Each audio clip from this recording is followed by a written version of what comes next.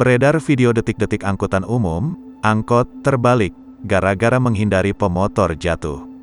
Informasi yang dihimpun, peristiwa ini terjadi di ruas Jalan Kadudampit, Sukabumi, Senin, tanggal 2 Agustus tahun 2021.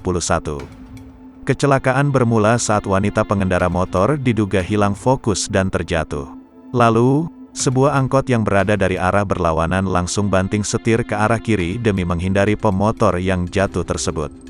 Nahas, angkot yang banting setir lalu menabrak pohon dan mobil oleng hingga akhirnya terbalik ke arah kanan.